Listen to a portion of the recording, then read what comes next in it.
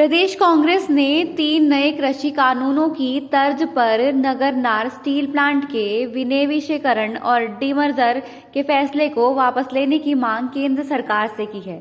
शनिवार को यहां राजीव भवन में पत्रवार्ता लेकर प्रदेश कांग्रेस के प्रवक्ता आलोक दुबे ने कहा कि बस्तर की जनता नगरनार स्टील प्लांट के विनिवेशीकरण के खिलाफ है। बस्तर में कोई राजनीतिक दल भी नहीं चाहता कि प्लांट का डीमर्जर और विनिवेशीकरण किया जाए, इसलिए केंद्र सरकार को इस मामले पर अपने फैसले पर पुनर्विचार करना चाहिए। दुबे ने कहा कि हाल ही में दिल्ली में श्रमिक संगठनों व स्टील प्लांट प्रभावित क्षेत्र के पंचायत पदाधिकारियों ने 2 दिन धरना देकर बस्तरवासियों की आवाज देश की राजधानी तक पहुंचा दी है। राज्य विधानसभा ने भी सर्वसम्मति से प्रस्ताव पारित किया है।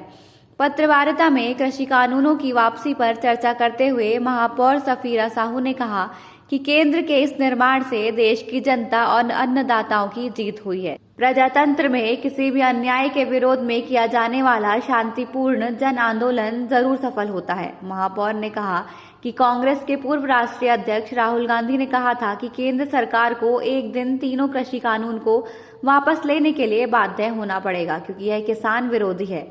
उनकी बात सही साबित हुई। केंद्र सरकार को देर से ही सही किसानों के आगे झुकना पड़ा है। आंदोलनकारी किसानों को खालिस्तानी, आतंकवादी और न जाने क्या क्या कहकर भाजपाइयों ने संबोधित किया था। आंदोलन में 600 किसानों की मौत हो गई। इन सबके लिए केंद्र सरकार और भाजपा को माफी मांगनी चाहिए।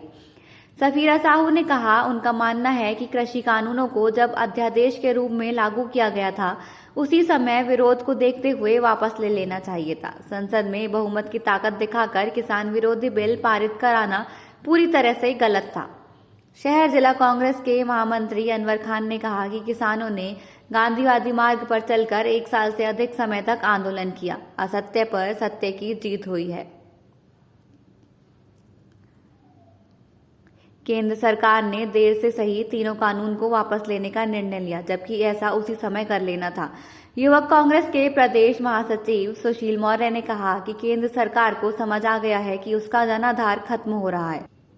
अगले साल होने वाले 5 राज्यों के विधानसभा चुनाव में हार तय है, तब जाकर कृषि कानूनों को वापस लेने का फैसला लिया गया है।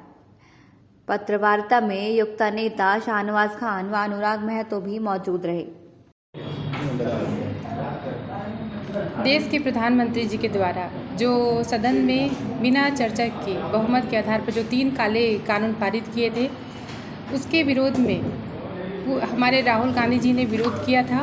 और जो 3 काले कानून पास किए थे, शायद वो मोदी जी को उस वक्त समझ में नहीं आया था, लेकिन जिसे हमारे देश के प्रधानमंत्री जी को समझने में करीबन 1 साल से अधिक समय लग गया, वही हमारे किसान भाई को 3 घंटे में ये बात समझ में आ गई और उन्होंने शांतिपूर्वक इसका विरोध प्रदर्शन किया।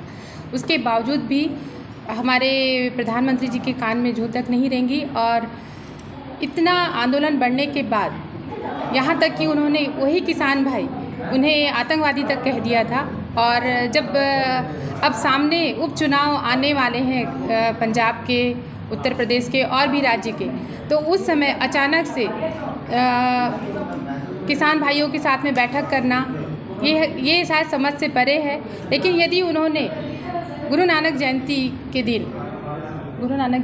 दिन यदि ये 3 काले कानून पास किए हैं, तो हम उनसे मांग करते हैं कि आप उन किसान भाई जो इस आंदोलन में शहीद हुए हैं, उनसे आप सार्वजनिक सबके सामने माफ़ी मांगिए और उनके परिजनों को सही मुआवजा दीजिए। तब जाके सही मायने में ये जो आपने 3 काले कानून पास लिए हैं, वो सही मायने में उन शहीद किसान भाइयों के लिए श्रद्धांजलि होगी और जनता को कहीं ना कहीं जो जीत की खुशी मिली है, सही मायने में वो जीत होगी उनकी।